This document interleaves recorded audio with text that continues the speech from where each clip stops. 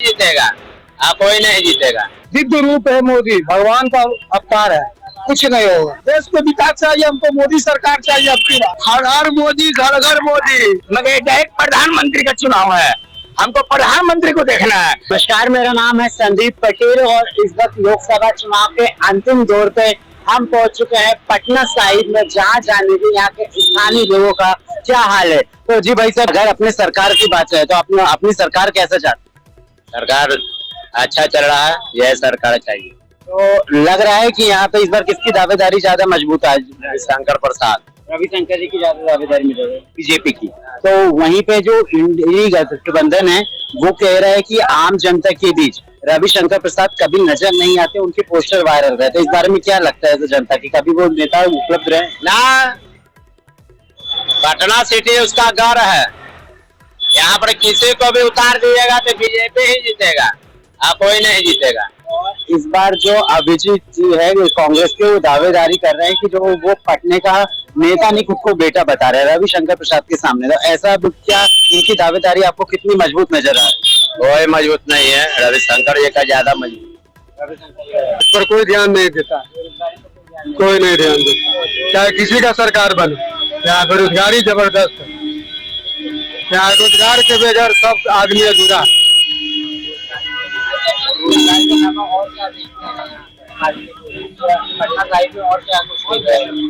मेरे समझ से विकास सबसे जरूरी है, यहाँ बेरोजगारी सबसे बड़ा मुद्दा है।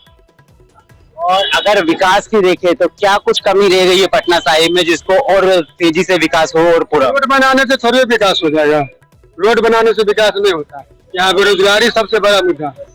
मुद्दा तो ये है कि मोदी जी को लाना है। अगर विपक्षी गठबंधन आ जाएगा न तो देश को सर्वनाश कर देगा। और इसकी कोई और राम की समझिए लड़ाई है, रावण और राम की लड़ाई है। वो लोग रावण है, विपक्षी गठबंधन विपक्षी लोग रावण है। लेकिन विपक्षी मिलकर दावा कर रहे हैं कि अगर एक और बार मोदी सरकार आ जाती है तो वो तानाशाही की तरफ चली जाएगी। तो क्या लगता है? दिव्य रूप है मोदी, भगवान का अवतार है, कुछ नहीं होगा। और इस बार जब ऐसे कह रहे हैं मोदी की अब की बार 400 पार, तो कितना पार लगता है? 400 पार हो या कुछ कम हो, लेकिन सरकार तो उसी की बनेगी। जनता मर रहा है बेचारा रोजगार में, धंधा में। अगर एकाध को कोई पार्टी का नेता हो, एकाध को का नाम बता दीजिए आप, उसको हम लोग जयकार मना देंगे। एक भी नेता ठीक नहीं है। अगर इस बार यहाँ पे पटना साहिब से बात की जाए तो क्या माहौल चल रहा है चुनाव में? किसकी दावेदारी ज्यादा मजबूत है?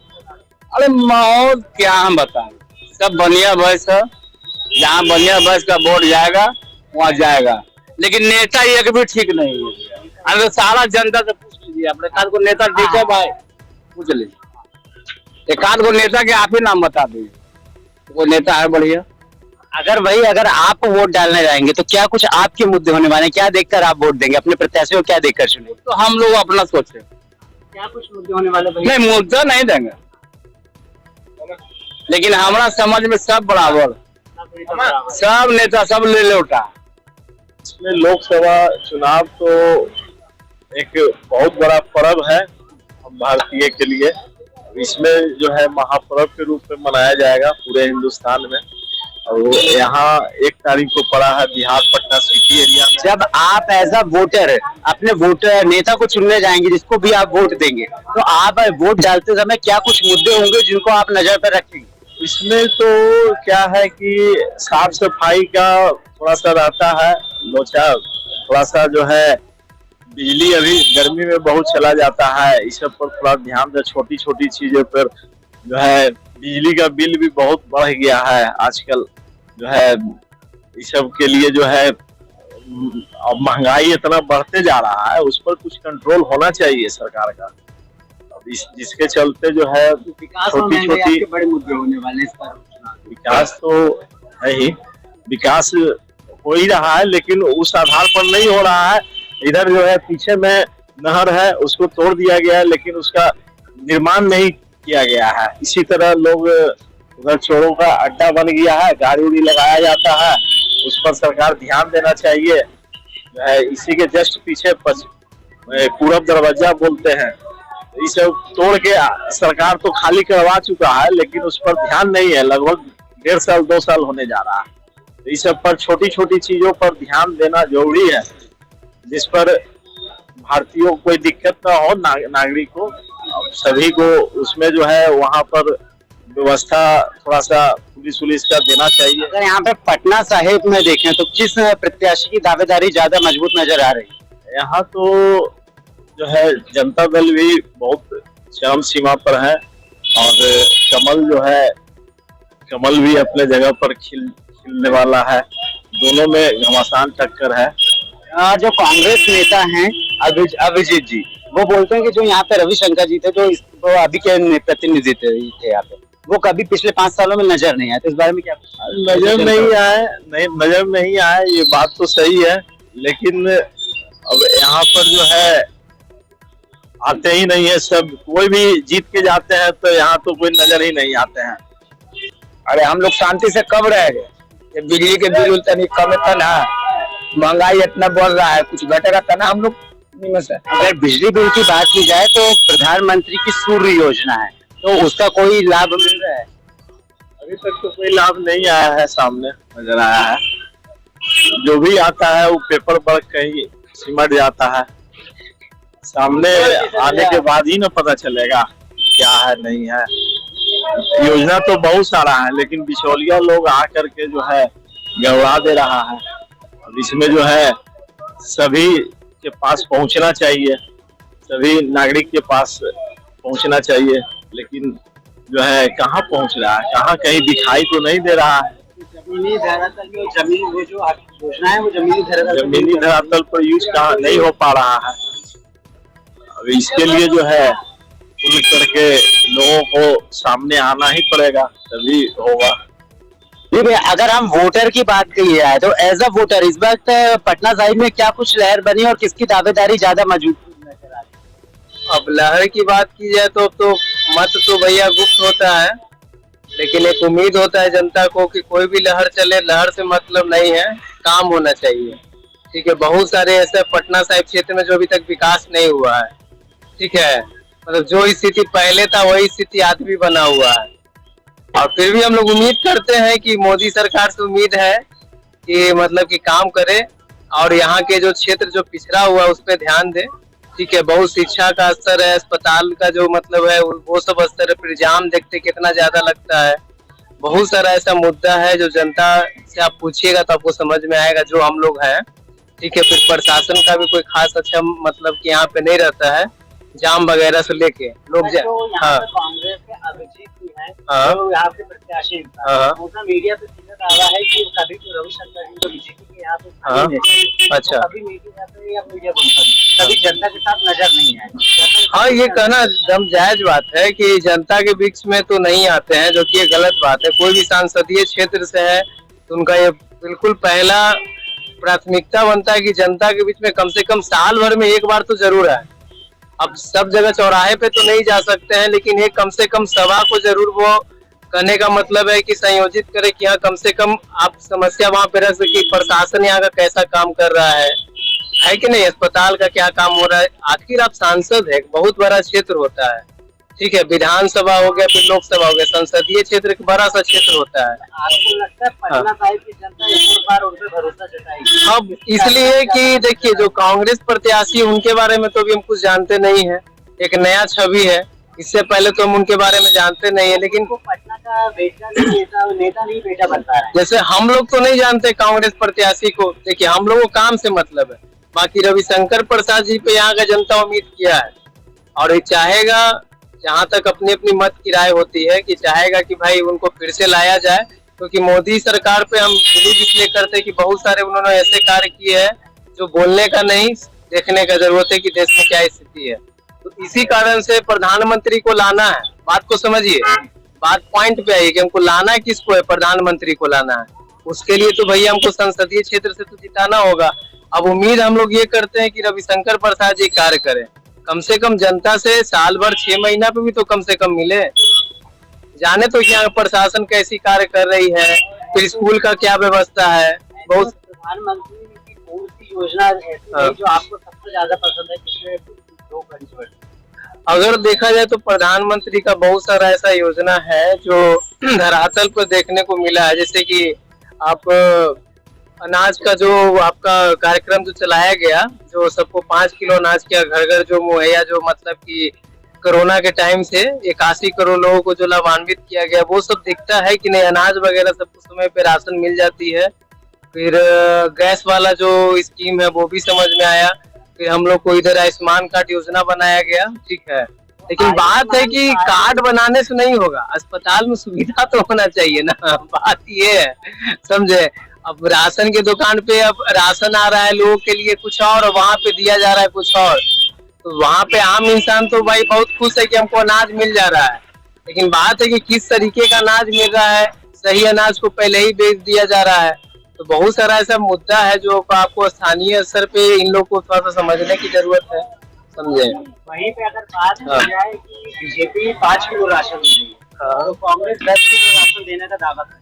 तो ऐसा जनता होने के नाते आपको लगता है कि जो दल है, सत्ताधारी दल है, तो जनता को राशन, देखिए बात यहाँ राशन बांटने, बिजली बांटने से नहीं कि मुफ्त में बिजली दे दी है, लेकिन मुफ्त में देने से नहीं होगा। हम राज्य की स्थिति देखेंगे ना कि राज्य का राजकीय कोष घाटा कितना है, राज्य मेरा कितना विकास कर रहा है। हम मुफ्त में बिजली देंगे तो और लोगों को तो चारा मिल जाएगा ना। मुफ्त में बांटने की जरूरत नहीं, आप व्यवस्था को सुधारने की जरूरत है।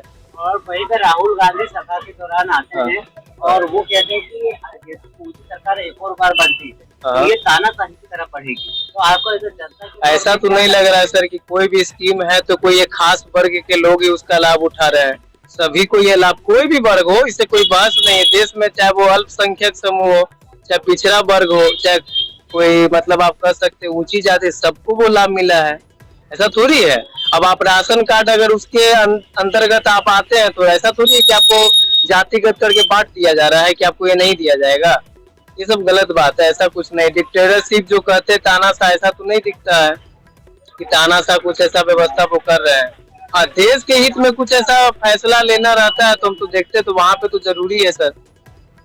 हमको विकास चाहिए, गरीबी हटाना, देश को विकास चाहिए, हमको मोदी सरकार चाहिए अब की बात। और जब यहाँ पे स्थानीय प्रत्याशी की बात करें तो जो विपक्षी लोग हैं वो दावेदारी करते हुए नजर आते हैं कि वो कभी स्थानीय रूप में कभी नजर नहीं आते, तो इस पे आपका क्या कुछ कहना है? देखिए विकास के लिए दिखावा जरूरी नहीं, विकास चाहिए। देखिए हम घर जाके भीख मांगे से नहीं, तो गोर पड़े से विकास नहीं बढ़ता। आपका दिमाग माइंड क्या कर रहा है उस पर ध्यान दीजिए। विकास के लिए आप गोर पर के वोट मांगे, चाचा आप वोट दे दीजिए, तो ये तो विकास नहीं हो सकता। विकास के लिए आप मुद्दा रखिएगा कि हमको ये काम कार्य करना है। तो क्या परिभाषा है आपके विकास की? विकास के लिए मोदी जी देश के सबसे वरिष्ठ नेता है, जो अब की बार 400 के पार होगा। 140 करोड़ देशवासियों का भविष्य तय करेगा मोदी जी को। की बार 400 पार, तो आपको क्या लगता है पार हो पाएगा? देखिए ये जनता का बात है, ये जनता डिसाइड करेगा कि 400 पार होगा कि 500 के पार होगा। देखिए राजनीति धर्म को नहीं होता है, धर्म सबके लिए होता है। तो 40 करोड़ देशवासियों के धर्म है, जो हर नागरिक रहता है भारत में। हर नागरिक रहता है भारत में, हिंदू, मुस्लिम, सिख, ईसाई, ठीक ना।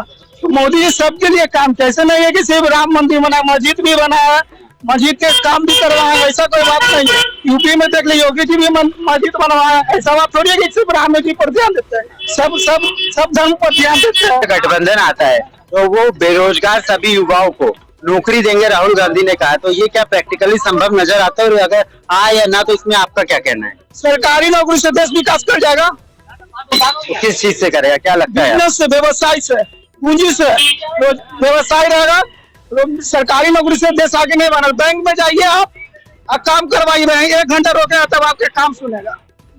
तो ये हाल तो अभी आपके मोदी सरकार में ही हो रहा है, फिर इस पर आप क्या कह रहे हैं? तो आप पहले कांग्रेस जाएगा तो इससे भी खराब हो जाएगा ना। इसीलिए कह रहे कि सरकारी बिजनेस को हटाइए, सरकारी चीज को हटाइए, उसको बिजनेस में बदलिए। वहीं पे मोदी जी के ऊपर आरोप है कि वो एक एक करके देश की सभी बड़ी इंडस्ट्री को, जैसे चाहे वो BHEL हो गया, चाहे वो एयरपोर्ट हो गया, तो वो मोदी जी अंबानी अडानी को सौंपते जा रहे हैं और एक एक करके बेचते जा रहे हैं। तो इस बारे में आपका क्या राय है? अंबानी जी में लमसम हर चीज का टैक्स भरते हैं। उनका एक बिजनेस का 300-400 टैक्स भरते हैं। नहीं तो अंबानी जी बहुत बढ़िया अथी है, वो टैक्स भरते हैं, 140 पे जो टैक्स भरते हैं उसी से राशन पानी आता है। वो ये बहुत बढ़िया आदमी है, वो मेहनत करके आगे बढ़ रहे हैं, देश के लिए अच्छा विकास है और वो दुनिया के सबसे अमीर व्यक्ति बनेंगे। तो ये है कि बस हम बिहार को सुरक्षित रखें, पब्लिक को सुरक्षित रखें और आने जाने वाले में जितने व्यवसाय वाले हैं सुरक्षित रहे, गुंडागर्दी नहीं हो, और हम लोग क्या चाहेंगे। और यदि अगर यहाँ पे लहर या फिर दावेदारी की बात करें तो पटना साहिब में किसकी दावेदारी ज्यादा मजबूत नजर आ रही है? यहाँ ज्यादा मोदी गई है, मतलब रविशंकर जी का। लेकिन वहीं पे जो विपक्षी के अभिजीत जी है कांग्रेस के, तो वो बोल रहे हैं, उनका सीधा दावा है कि वो कभी मीडिया पब्लिक के बीच में रविशंकर जी नजर नहीं आते। इस बारे में आपका क्या राय है? ये तो उनका बहुत बड़ा क्वेश्चन तो है ही है, वो कभी नजर नहीं आते हैं, इसमें कोई दो बात नहीं। यहाँ तो मेन मोदी के चलते उनको वोट मिलता है, बस खाली मोदी के नाम पे ही वोट मिलता है। मोदी तो उनको 0% भी नहीं है। हाँ। और वहीं पे यदि इस बार मोदी की बात की जाए तो मोदी पूरा मीडिया में बोल रहे हैं कि अब की बार 400 पार, तो क्या लगता है आपको हो पाएंगे अब की बार? पूरा भरोसा, उम्मीद तो पूरी है, 400 पार ही इस बार उम्मीद है। वहीं पे इस बार जो गठबंधन के तौर पे जो सभी इकट्ठा हो गए, वो सब सारे चोर इकट्ठे हो गए, पहचानने में दिक्कत नहीं होगी आपको, सारे इकट्ठे हो गए। अब यहाँ पे कहना है कि जब राहुल गांधी इस झांसी में चुनावी सभा के दौरान आए थे तो उन्होंने संविधान की किताब दिखाते हुए मीडिया में बोला कि अगर एक और बार मोदी सरकार आती है तो वो तानाशाही की तरफ बढ़ेगी, डिक्टेटरशिप की तरफ बढ़ेगी। तो एज ए जनता आपको कभी लगा कि ये जो मोदी सरकार है वो तानाशाही की तरफ बढ़ रही है? नहीं, इसमें तो वो सारा चीज गलत है। वो तो विपक्षी तो घेरने का मौका वही है, जिसको मुद्दा कोई काम है ही नहीं है वो घेरेंगे। अगर तो वो काम करने लायक होते तो बात ही नहीं थी। जो बढ़िया काम करेगा सरकार के लिए उसको हम लोग चुनेंगे। अभी जो मौजूदा सरकार है वो किस हद तक काम करेगी? बढ़िया काम चल रहा है, पूरे भारत में उनका विजय है और पूरा विकास की ओर देखा जा रहा है। लेकिन यहाँ की जनता तो बोलती है कि जो यहाँ के मौजूदा सांसद थे रविशंकर प्रसाद जी, तो वो कभी जनता के बीच नजर नहीं आते। तो इस बारे में आपका क्या कहना है? ये संसद के बात नहीं है, प्रधानमंत्री के बात है। सांसद के बात रहता तो हम लोग सोचते हैं, मगर डायरेक्ट प्रधानमंत्री का चुनाव है, हमको प्रधानमंत्री को देखना है। विपक्ष का एक भी प्रधानमंत्री का कोई भी चेहरा हमको बतावे कि हाँ ये है, राहुल जी है, सोनिया जी है और लोग हैं, ममता बनर्जी। इस बार अगर बात की जाए कि अब की बार 400 पार, तो क्या लग रहा है इस बार मोदी लहर में 400 पार हो जाएगा? 400 नहीं, हम लोग लक्ष्य तो मोदी जी का कराना, मैंने यहाँ जनता भाई बनाया 500। ये समझिए तो मोदी जी की तरफ से बोला गया है, मगर हम यही कहते हैं आखिर में विपक्ष का चुकना चूर है, खाता भी नहीं खुलेगा। प्रधानमंत्री की तो प्रधानमंत्री की अगर बात करें कि प्रधानमंत्री को हम चुनने जा रहे हैं, तो ऐसे में पटना साहिब के जो स्थानीय मुद्दे हैं तो वो कहाँ जा रहे हैं और क्या लगता है कि वो उसकी भरपूर हो रही है जब स्थानीय नेता ही आपका जनता के बीच में नहीं उतरता? तो जनता देखिए सांसद तो वो रहेंगे, सांसद है ये है और तीसरी बार भी हैट्रिक मानने जा रहे हैं। ये मोदी जी का चेहरा देख करके इस सिटी वासियों के विकास इतना पूरा भारत में धारा 370 राम जन्मभूमि ये सब 70 साल से लोग नहीं किए हैं, ये 5 साल में करके विकास की ओर ले गए हैं। देख लीजिए पुल और रोड जहां आबादी पर है सब जगह भी काम हो रहा है। ऐसे में ही कांग्रेस की सर्व शिक्षा अभियान, मनरेगा योजना, इसके बारे में कुछ कहना चाहेंगे? नहीं, इसके बारे में हम कुछ टिप्पणी नहीं देंगे, इसके बारे में कोई नहीं, इसलिए सबका अपना अपना एथी है। हम लोग क्या किए मंदिर के बाद कथी करेंगे? खाली बिहार दौरा, पूरे इंडिया में दौरा कर रहे हैं। और इसके बाद अगर आपका यूथ के नाम पे देखा जाए तो जब आप अपने प्रत्याशी को चुनने जाएंगे तो क्या कुछ मुद्दे होने वाले हैं? आपको क्या देखते हो? आपकी बार मोदी सरकार क्या कुछ मुद्दे होने वाले हैं? यहाँ की सरकार की लहर क्या कुछ है? बस जो होगा सामने सामने देखेंगे। ठीक है, बहुत बहुत धन्यवाद। और इसके अलावा हाँ, जब इस बार आप वोट देने जाएंगे तो क्या कुछ मुद्दे होने वाले हैं इस बार? हम इस बार यही कहेंगे कि फिर से एक बार मोदी सरकार, मोदी लहर लग रही है इस बार। हर हर मोदी, घर घर मोदी। आज मोदी नहीं रहता तो ये सिटी नहीं रहता, नहीं मेट्रो बनता, नहीं पुल बनता, नहीं मनी ड्राइव बनता। जो मोदी किया वो कोई नहीं किया। ये सरकार हमेशा रहेगी और रहेगी।